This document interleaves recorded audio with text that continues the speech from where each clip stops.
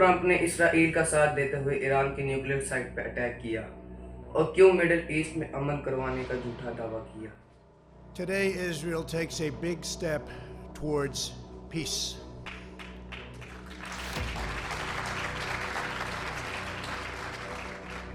Young people across the Middle East are ready for a more hopeful future. मेरा नाम है अरसलान मुस्तफा और जानते हैं इस वीडियो में कि माजरा क्या है। Has made a fiery entry into Israel's war with Iran. सबसे पहले जानना जरूरी है कि जंग शुरू क्यों हुई। 13 जून 2025 को इसराइल ने ईरान की न्यूक्लियर साइट पर अटैक किया और ये कहा कि ईरान न्यूक्लियर वेपन्स बनाने के बहुत करीब था। फिर ईरान ने जवाब में इसराइल पर बैलिस्टिक मिसाइल से अटैक किया और ये सिलसिला तकरीबन 12 दिन तक चलता रहा। आप ये समझे दोनों ही तरफ से भारी नुकसान हुआ। ईरान के अकॉर्डिंग वहाँ पे 627 लोग मारे गए और इसराइल में 28 लोग मारे गए। ये तो एक छोटी सी जंग थी, लेकिन इसका असर पूरी दुनिया में हो सकता था, क्योंकि मिडल ईस्ट एक ऐसा रीजन है जहाँ पे ऑयल सप्लाई और ग्लोबल ट्रेड्स का बड़ा हिस्सा डिपेंड करता है। लेकिन सवाल ये है कि यहाँ पे अमेरिका का क्या रोल था और डोनाल्ड ट्रंप ने इस जंग को कैसे हैंडल किया। चले एक एक करके देखते हैं वीडियो में।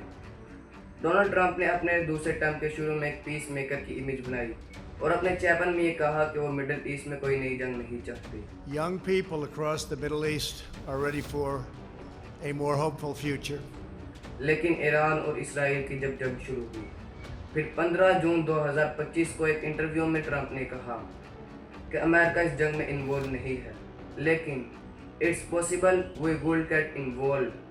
ये स्टेटमेंट एक एम्बिजियस थी, मतलब वो ना ही ओपन इस जंग को सपोर्ट कर रहे थे और ना ही कम्प्लीटली देख रहे थे। यहाँ पे एक इंटरेस्टिंग बात है, जब इसराइल के प्राइम मिनिस्टर नेतन्याहू यूएस से मिलिट्री सपोर्ट मांगते हैं तो ट्रंप इनडायरेक्टली इश्यूज अवॉइड करता है। एक रिपोर्ट के मुताबिक मई 2025 में ट्रंप ने नेतन्याहू को वार्न किया था कि वो इनडायरेक्ट अटैक ना करे, क्योंकि वो डिप्लोमेसी के चांसेस ख़त्म कर सकता है। लेकिन 13 जून 2025 को इसराइल ने ईरान पे अटैक किया और ट्रंप के पास दो ही ऑप्शन बचे, या फिर वो डिप्लोमेसी को पुश करे या फिर वो मिलिट्री एक्शन में इन्वॉल्व हो। फिर 21 जून 2025 को ट्रंप ने एक बड़ा कदम उठाया।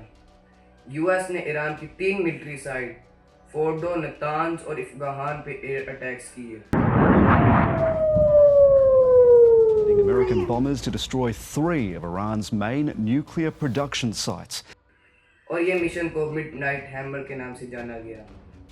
यूएस ने इसमें BS-2 स्टील बम्बर और टोमाहक जैसे मिसाइल का यूज़ किया और ट्रंप ने इसे स्पिरिचुअल मिशन सक्सेस कहा और ये क्लेम किया कि हमने ईरान का न्यूक्लियर प्रोग्राम ओपनली ऑपरेट कर दिया है। लेकिन यहाँ पे ट्विस्ट है। यूएस इंटेलिजेंस के मुताबिक उन्होंने कहा कि हमने ईरान का न्यूक्लियर प्रोग्राम कुछ महीने बैकफुट पे धकेल दिया है, ना कि पूरी तरह ख़त्म कर दिया है। और वाइट हाउस ने भी इसको फ्लैट आउट रॉन्ग कहा।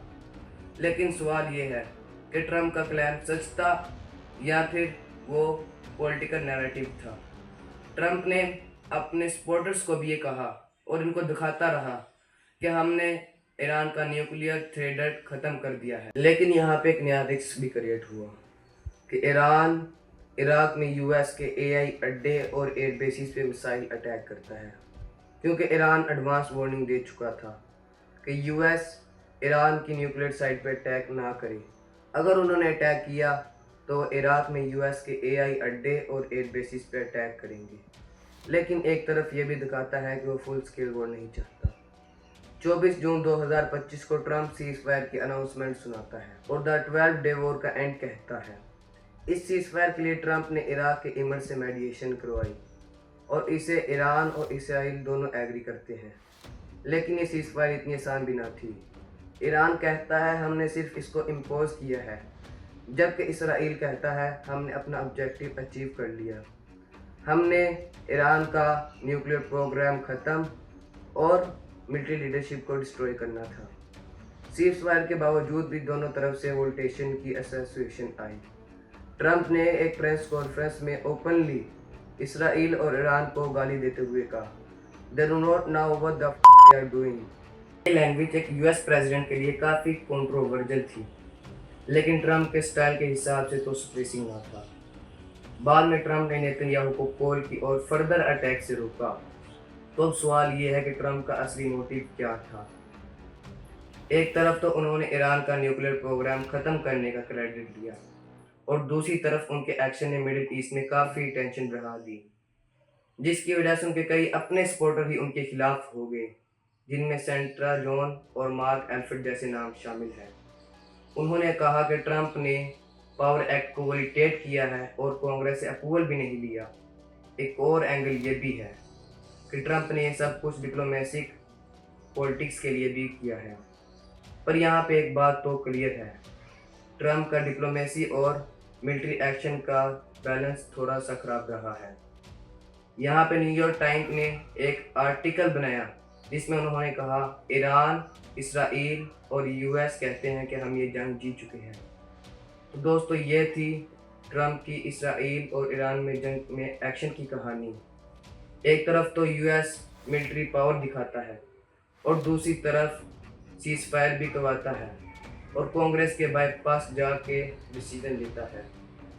तो ये हमें सोचने में मजबूर करता है कि ट्रंप वाकई एक पीस मेकर है या तो उनकी पॉलिटिक्स स्ट्रेटजी का हिस्सा है। तो अपनी राय कमेंट सेक्शन में ज़रूर दीजिए। अगर वीडियो पसंद आए लाइक करें, शेयर करें और सब्सक्राइब करना ना भूलें और बेल आइकन को ज़रूर दबाएं